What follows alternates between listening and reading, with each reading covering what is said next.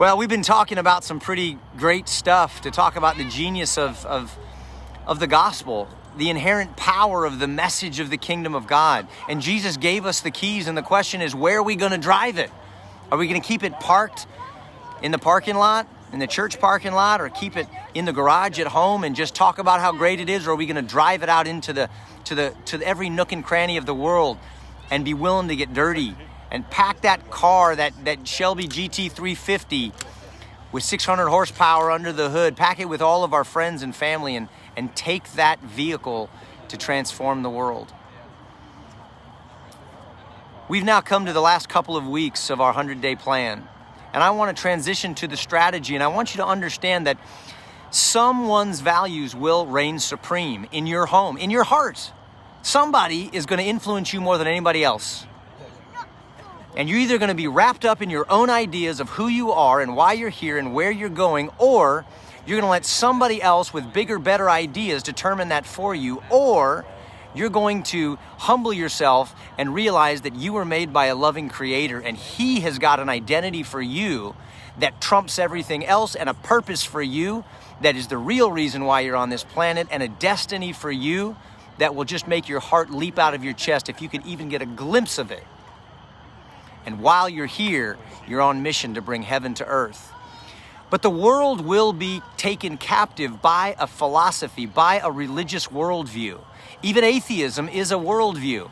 And there are three top contenders in the world right now that will win the day and will achieve dominance of culture.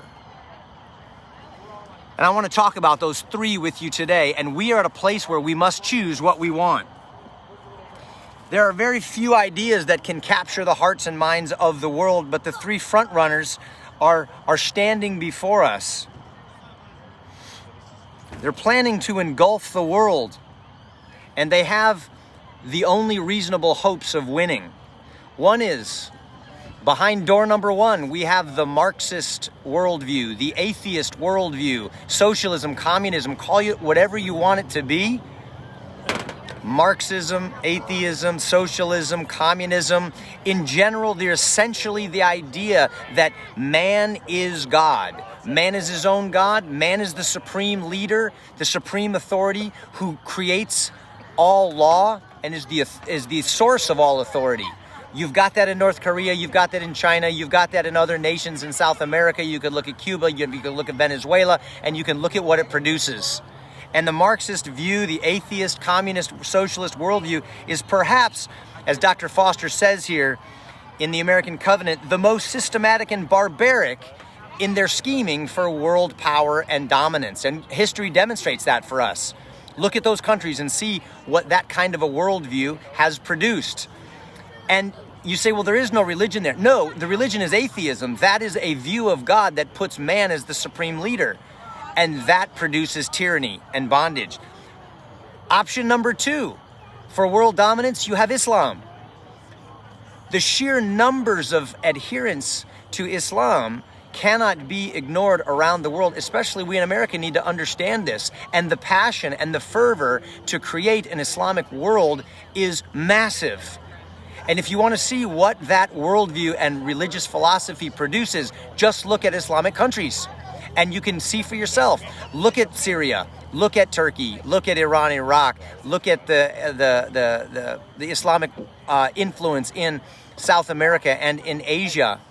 And you can see what it produces for women and children and families and churches and schools and liberty and freedom, or the lack thereof, as that religion dominates the government. And that is the worldview that is imposed upon the people by law. Or there is a third worldview, a third philosophy that is capable of transforming the world. And it's perhaps the most forgotten due to what people think is a lack of power to really do anything to dominate and transform and bring blessing to culture, and that is the biblical worldview.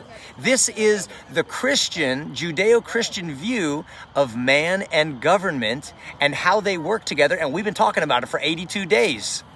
And it was, up until 75 years ago, the dominant worldview and philosophy transforming the civilized world, bringing blessing and liberty to wherever it went and wherever it was really believed, embraced, and followed. Again, getting all of this out of the American Covenant book that we've been reading through. And let's see, I'm gonna do something here, and hopefully this isn't gonna mess us up. I'm gonna flip this around so that you can see me the right way. One of these big ideas will dominate the future of planet Earth. Marxist communism, atheism, socialism, where man is supreme leader. Islam, which is a very powerful philosophy, world system, religious view. And biblical Christianity, the view of our founders here in America.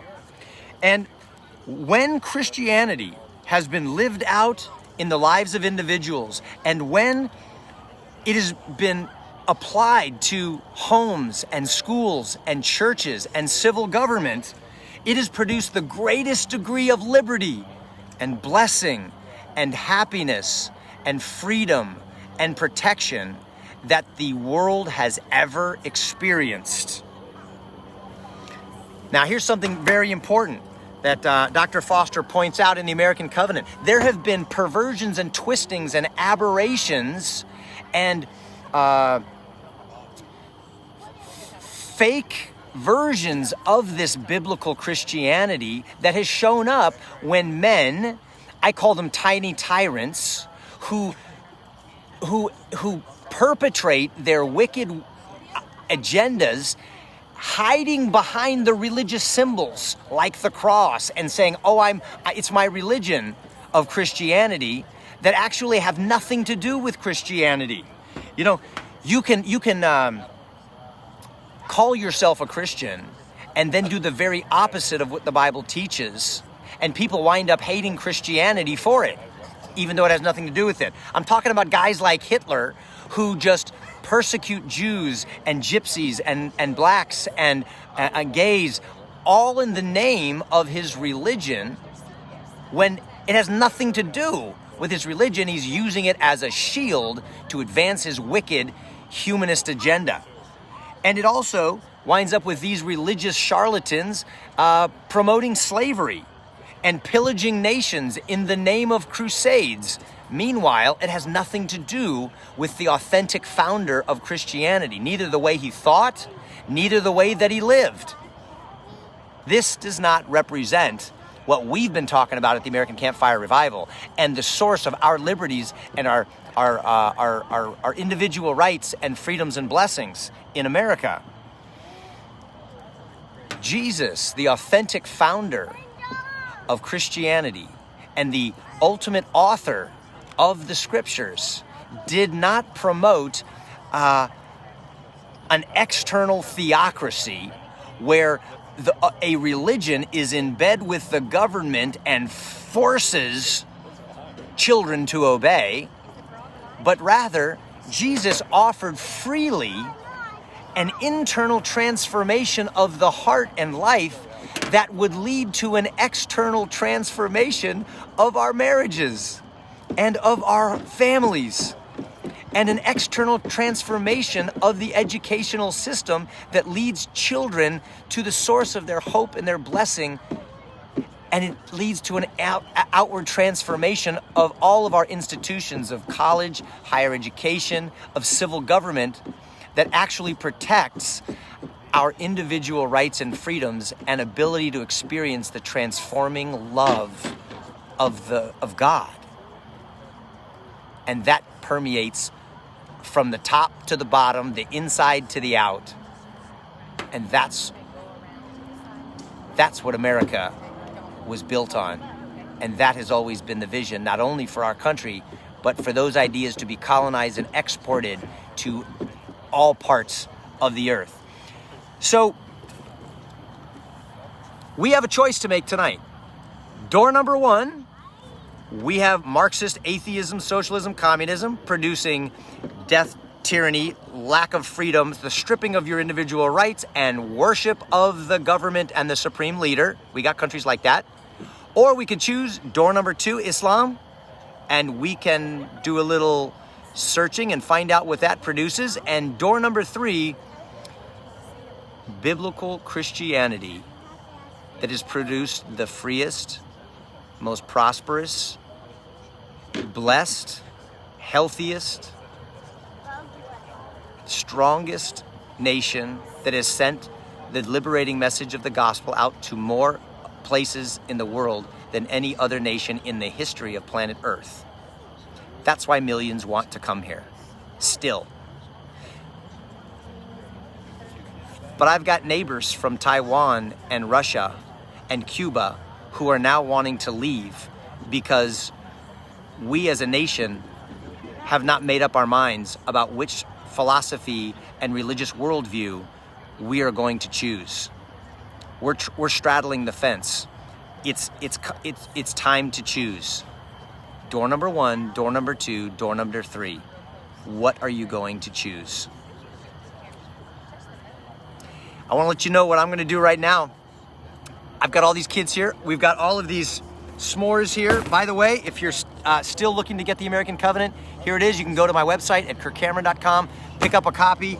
And I told you this before, I've got these Campfire mugs, and there's a s'more kit that comes inside of them. And I'm gonna bust these open, and I'm gonna make some s'mores. Chocolate is in there already. Check this out.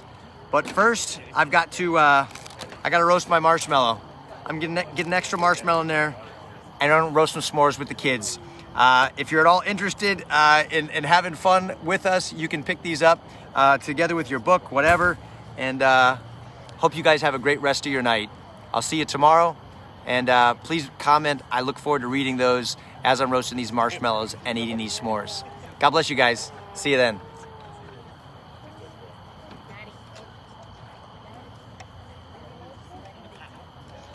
I don't see. Let's see. What can we do there? I can't end my feed.